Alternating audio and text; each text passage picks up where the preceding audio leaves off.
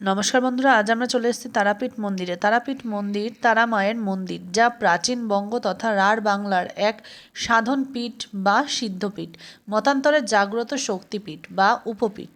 এখানে দেবীর উগ্রতারার রূপী শিলা প্রতিষ্ঠিত রয়েছে। পশ্চিমবঙ্গের বীরভূম জেলার রামপুরহাটের চণ্ডীপুর গ্রামে দ্বারকা নদীর তীরে এই মন্দিরটি অবস্থিত। এখানে দেবীর ভৈরবের নাম হলো চন্দ্রচূড় ভৈরব। তো দেখো বন্ধুরা, আমরা এই তারাপীঠ মন্দিরে চলে এসেছি, যাচ্ছি। এখনও মন্দির চত্বরে প্রবেশ করিনি। মন্দিরে যাওয়ার আগে দেখো দুধারে তোমরা যে পুজো দেবে সেই ডালা এখান থেকে কিনতে পারো। দুধারে অনেক দোকান আছে, দেখো এখান থেকে ডালা কিনে নিয়ে যেতে পারো। আমরা একটা দোকানে ঢুকলাম, সেখানে আমরা জুতো রেখে এই যে লাল জামা পরা যে ভদ্রলোক আছেন, উনি আমাদের পুরোহিত আর কি, উনি আমাদের পুজোটা করিয়ে দিয়েছেন। এই দোকান থেকে, ওনার দোকান থেকেই আমরা এই ডালা কিনেছি এবং পুজো দিয়েছি বলতে পারো। তো এই যে এখানে মন্দিরে প্রবেশ করার যে সিঁড়ি দেখতে পাচ্ছ, এখান থেকেই মেন মন্দিরে আমরা প্রবেশ করব। তো চলো মন্দিরে প্রবেশ করা যাক। সেদিনকে ছিল পৌষ মাস, আমরা যখন গেছি সেই সময়টা ছিল পৌষ মাস। তো সেই পৌষ মাসে জানোই তোমরা, মা তারা স্থানে বা মা কালীর মন্দিরে প্রচণ্ড ভিড় হয়। তো সেই সময়ও ব্যতিক্রম কিছু হয়নি। আমরা যখন গেছিলাম সেই দিনকেও প্রচণ্ড ভিড় ছিল। তো যাই হোক, আমরা দেখো যাচ্ছি মন্দিরে, আমরা প্রবেশ করে গেছি। ওই যে মন্দিরের চূড়া দেখা যাচ্ছে। এবার দেখো আমরা মেন মন্দিরে প্রবেশ করছি।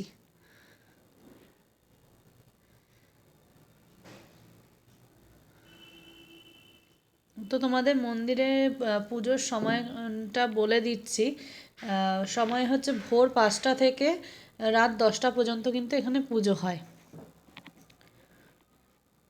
তো দেখো ওখানে এত ভিড় ছিল। আমরা এই পাশে আরেকটা নাগ মন্দির ছিল, ওই মন্দির থেকেই কিন্তু আমরা দর্শন করেছি আর খুব ভালোভাবে মা তারার দর্শন করতে পেরেছি। দেখো তোমাদেরকেও দেখিয়ে দিচ্ছি, অনেকটাই উঁচু করে দেখানোর চেষ্টা করেছে। আসলে এতটা ভিড় ছিল, তোমাদেরকে মানে সামনে থেকে কাছ থেকে দেখাতে পারিনি। আর ওখানে ক্যামেরা বা মোবাইলও অ্যালাউ ছিল না। যেটুকু পেরেছি সেটুকু তোমাদের জন্য ক্যাপচার করার চেষ্টা করেছি। তোমরা দেখো, আর এই মন্দিরটা পুরোটাই কিন্তু লাল ইট দিয়ে তৈরি। তো দেখো খুব সুন্দর মন্দিরের যে গঠনটা, খুব সুন্দর দেখতে। আর দেখো ভিড়টা দেখতে পাচ্ছ চারিদিকে, কত লোক সেদিনকে।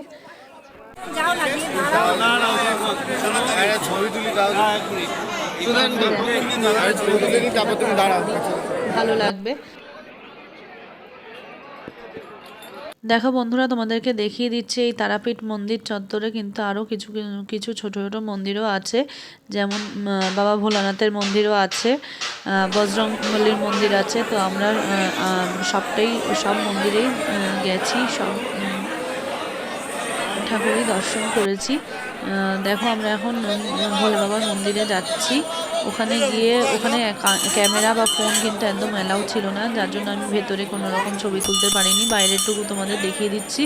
ওখানে গিয়ে আমরা নমস্কার করেছি, পুজোও দিয়েছি। দিয়ে তারপর আশেপাশে যে বজরংবলীর মন্দির, সব মন্দিরই আমরা দর্শন করেছি। আমাদের তারা মায়ের মন্দিরেও কিন্তু খুব ভালোভাবে দর্শন হয়েছে, তারা মাকেও আমরা খুব ভালোভাবে দর্শন করেছি।